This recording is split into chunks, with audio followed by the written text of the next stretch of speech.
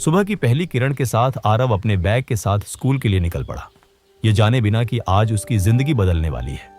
रास्ते में बरगद के पेड़ के नीचे बैठे एक बूढ़े साधु ने उसे रोका और अपनी झोली से एक पुरानी चमकती कलम निकाल ली।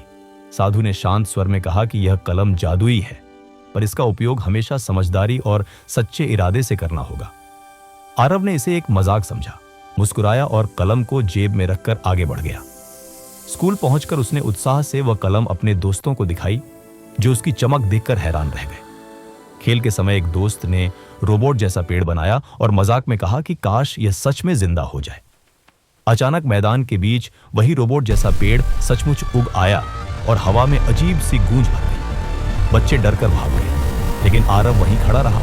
उसकी नजर अपनी जेब में रखी कलम पर टिक गई। पेड़ की धातु जैसी शाखाएं हिली और उसने बताया कि वह एक रहस्यमयी भूल भुलैया का द्वार है। तभी आरव को समझ आया कि यह कलम सिर्फ चित्र नहीं बनाती, बल्कि वास्तविकता को बदल सकती है।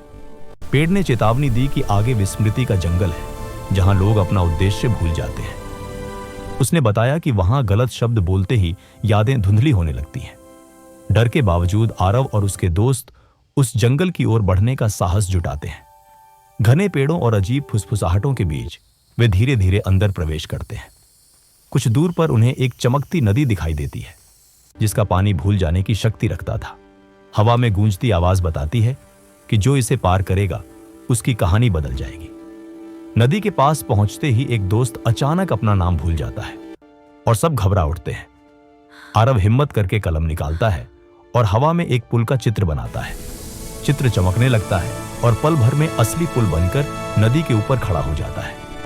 सब बच्चे सावधानी से पुल पार करते हैं और सामने एक अंधेरी गुफा दिखाई देती है। गुफा के भीतर एक विशाल सर्प प्रकट होता है, जिसकी आंखों में भूल की धुंध छाई होती है। सर्प घोषणा करता है कि यहां से वही गुजर सकता है जो सही याद को जीवित रख सके। आरव अपनी आंखें बंद कर अपने पिता की सुनाई पहली कहानी को याद करता है और उसे कलम से लिखता है। जैसे ही शब्द पूरे होते हैं, सर्प धीरे धीरे पिघलने लगता है और गुफा में रोशनी फैल जाती है।